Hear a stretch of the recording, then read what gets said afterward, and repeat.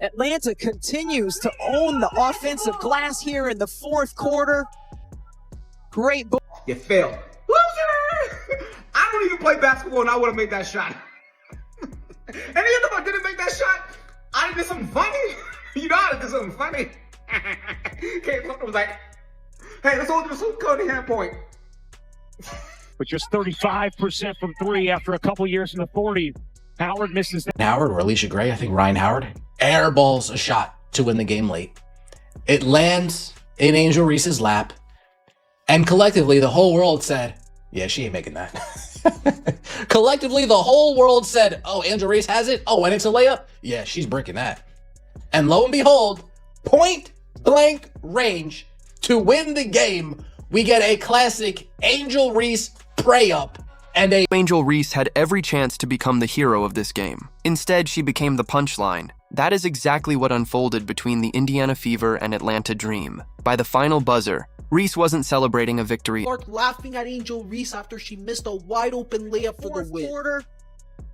Great board, just could not convert it.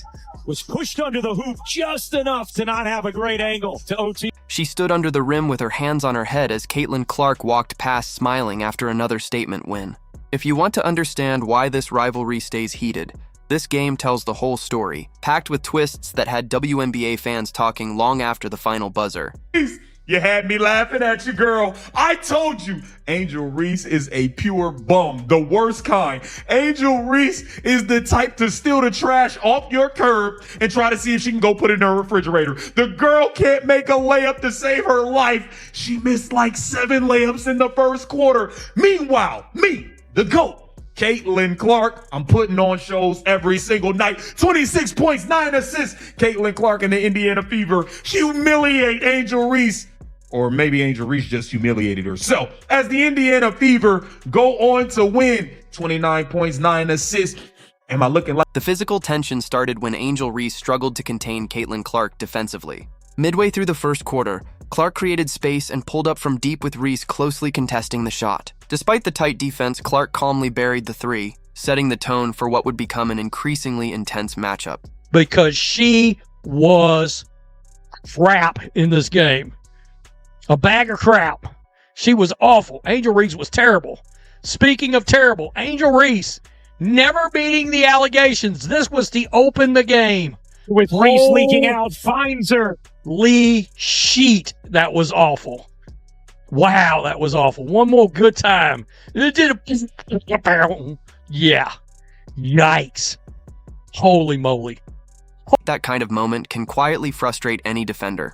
You can test perfectly, stay physical, and still watch the shot drop. For a competitor like AngelReese, who prides herself on aggressive, disruptive defense, seeing CaitlinClark knock down a contested three despite everything has to sting. Clark laughing at AngelReese for missing the game-winning layup. Helen Keller could have made the layup. It was the fucking second layup that she missed. She missed a wide open drive in the first quarter, and then she misses the game-winning layup. And then, of course, we have the halftime crew just glazing AngelReese, making it seem like she's a better player than Kelsey Mitchell, making it seem like she's a better player than CaitlinClark. And AngelReese with the total brick of a three-pointer. No wonder why they left her wide open, misses the layup, and look of disappointment on both her coach and teammates' face when she missed the game-winning layup. At least Angel was honest at halftime with Holly. I was a little bit impressed by that, where she was like, hey, I am playing like shit right now. I really got to step it up. I will say she is good on defense. She's always good on defense. She's a rebound machine,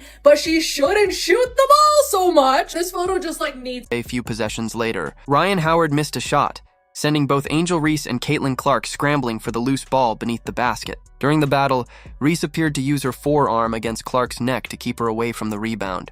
It was more than ordinary contact between two players competing for position. The moment quickly drew attention because it happened directly in the paint, in clear view of nearby officials. Multiple camera angles captured the sequence, allowing viewers to closely examine the contact and debate whether it crossed the line from normal physical play into unnecessary aggression. Howard misses that one, out of bounds, and it will be Indiana basketball. 4:10 to go in the first, and the Fever lead by 2. Well, let's go to AngelReese clocking CaitlinClark right in the throat hole. With just 35 Right here, you're going to watch. There she gets her in the neck, and there she gets her in the throat. Yeah. What are we doing? Neck, throat. Clark immediately turned toward the officials with her arms extended, clearly expecting a whistle. From the available footage, the contact appeared noticeable as she battled for the rebound. Yet no foul was called, no review followed, and play continued. Reese simply turned and ran back up the court, showing little reaction as the officials allowed the sequence to continue without interruption. Look at how she hit Caitlin in the neck. Look, watch it. First time, look, second time. Bro, like, what are we doing? And then the refs act like they didn't see it. Like, bro, the refs didn't. The online reaction was immediate, and many fans strongly criticized Reese. Clips of the contact spread across social media within minutes, quickly attracting huge attention before halftime. Even viewers who usually avoid taking sides in the Clark-Reese rivalry found themselves questioning the play. Some argued that Reese relies too heavily on physicality when battling for rebounds, while others suggested the moment looked like frustration after Clark had just knocked down a contested shot over her. That timing became a major talking point. Whether the contact was intentional or simply overly aggressive, the sequence reinforced a perception that has followed Reese throughout this rivalry. Her style is physical, relentless, and sometimes pushes the limits of what officials will allow. The debate quickly moved beyond one rebound, with fans questioning whether the officials should have intervened in whether moments like this are becoming too common whenever Clark and Reese share the court. Clark is ridiculous, man, and in my opinion, she's the MVP right now. I mean, this performance by her was just insane, and look at this three right away in AngelReese's face. The switch on Reese will fire. Hey! It's really obvious that these two do not. But here is the problem. With that kind of physical gamesmanship, it only matters if it actually changes the outcome. On this night, it did not work in Reese's favor. She struggled to find her offensive rhythm, repeatedly missing shots around the rim that she normally finishes. She started 0 for 6 and ultimately finished 5 for 16 from the field, making it a difficult shooting performance. Still, Reese contributed elsewhere, battling for rebounds and finishing with 14 boards and 6 assists, so she was far from invisible on the stat sheet. However, the physical intensity that defined the early sequence was not translating into consistent scoring. Meanwhile, Clark appeared completely unfazed by the contact and the surrounding drama. She simply continued playing her game, staying aggressive, creating opportunities, and producing on offense. Whatever Reese hoped to accomplish with that physical exchange, it clearly did not disrupt Clark or change the direction of the matchup. As break. She sucks from 3. Boom. Whoa. AngelReese on a layup. Can't score it. She stinks. Look at all these layups missed. The girl is awful. The girl is garbage. Here she comes. I'm going full court. Hey, boom. Get that out of here. She sucks. Here comes AngelReese coming down the lane again. Uh-oh, spinning and missing another layup. It's missing another layup. Here we go. She's looking for fouls. Here we go. Down low. Uh-oh, I'm spinning. I'm missing another layup. The girl is horrible. The girl is terrible at the game. Here we come. Coming down the lane. Here we go. I lost it out of bounds. Down low again. Another layup opportunity. And she missed it. She's terrible. Here we go. For 3. Clank. Here we go. Game on the line. Uh-oh, I can win it. Smoke the layup. Then Naz Hillman follows up and smokes the layup. I mean, you starting to rub off on the other people. By the fourth quarter, the game had become a tense battle. Atlanta's Alicia Gray was having a career night, eventually scoring 32 points, while the Dream kept fighting back whenever Indiana threatened to pull away. With the score tied at 81 and the clock winding down, Ryan Howard launched a 3 that bounced off the front rim. AngelReese battled Aaliyah Boston for the rebound and somehow secured it in heavy traffic. This was supposed to be Reese's defining moment, the exact kind of physical play she had created all night. She had the offensive rebound, the opportunity, and the chance to become the hero. All she needed to do was finish the possession. 5 seconds. Howard launches. Missed it badly. Reese the putback. Won't go. Hillman. No. And we have... She could not finish it. With Aaliyah Boston battling tightly against her, Reese had almost no room to operate. She attempted the putback, but the shot came up short, missing even the front rim with just 3 seconds remaining. The ball bounced loose again, and Naz Hillman desperately tried to save the possession with another layup attempt. Boston recovered and blocked that shot as well. Atlanta had 2 opportunities at the rim with the game hanging in the balance, but neither attempt fell. After all the physical effort Reese had used to fight for position, the biggest moment demanded one thing: a clean finish. Instead, the opportunity slipped away as the clock continued winding down. Did y'all see that game? That was the greatest thing I've ever seen in my entire life. Oh, and it couldn't have happened to a nicer individual. AngelReese, probably the most despised person in the history of all sports, couldn't get a layup in. She tried the first time, couldn't get it. She tried the second time, couldn't get it. Even her teammates was like, come on, man. The third time at that point, the Indiana Fever just backed off. Just like, nah, come on, girl. I mean, we feel bad. Go ahead. She's like, I'm Jordan. No, I'm not. Meanwhile, motherfreaking CaitlinClark was laughing at her. She was like, the camera caught it. They even had to do a double take. She did the moonwalk. She was like, beat it. The moment quickly went viral. Reese stood beneath the basket in disbelief as teammates tried to comfort her after the missed opportunity.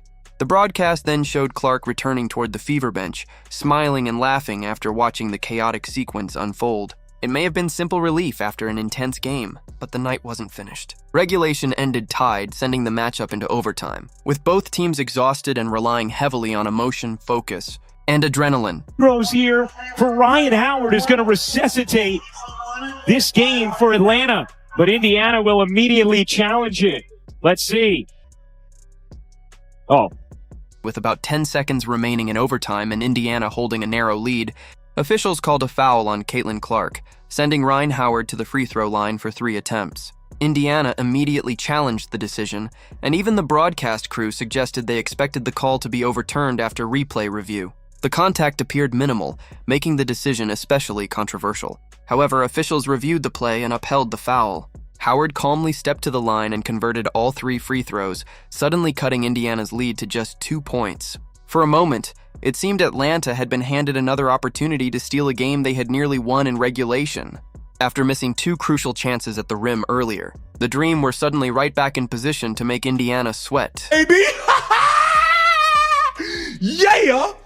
Yeah, I told y'all CaitlinClark was gonna put on a show versus AngelReese and show why she's the real MVP. Not no me bounds, falling everywhere, missing layups everywhere. AngelReese, your palms were sweaty, knees weak, arms was heavy, was vomit on your jersey already. Mom's spaghetti, you're nervous. You look like pure. Atlanta had no choice but to foul immediately, hoping to stop the clock and keep its comeback hopes alive. The foul landed on CaitlinClark, who stepped to the line with 9.8 seconds remaining, and calmly knocked down both free throws, extending Indiana's lead to 95-91. Atlanta got one final possession, but the Fever held firm and closed out the game. Earlier in overtime, officials had upheld a questionable foul call on Clark, briefly giving the Dream another opening to steal the victory. Despite the unfavorable breaks and intense pressure, Indiana still found a way to finish.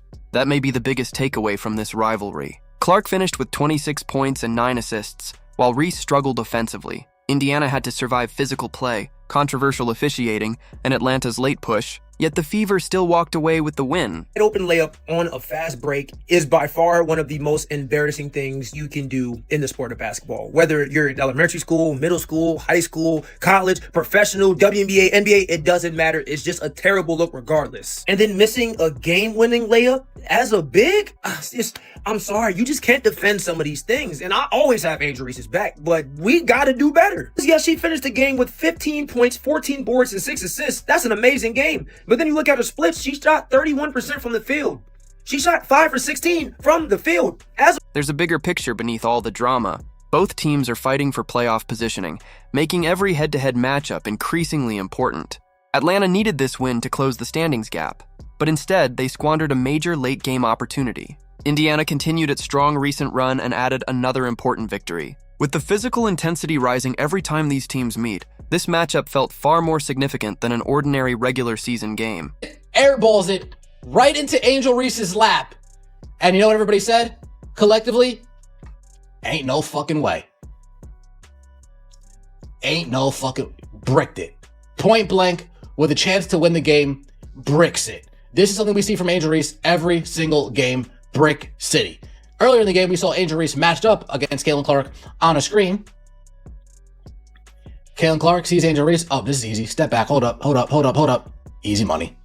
For Reese, this loss hurts beyond a difficult shooting night. She had the exact opportunity she wanted, an offensive rebound in a tied game with seconds remaining. In a rivalry like this, that can become a defining moment. Instead of finishing the play after fighting for position, Reese missed when the game was there for the taking. Clark, meanwhile, absorbed physical contact earlier without getting a whistle and continued competing. In a rivalry built around intensity, physicality, and controversy, the final moments ultimately mattered most. Reese had the chance to deliver, but when the pressure peaked, she could not convert the opportunity.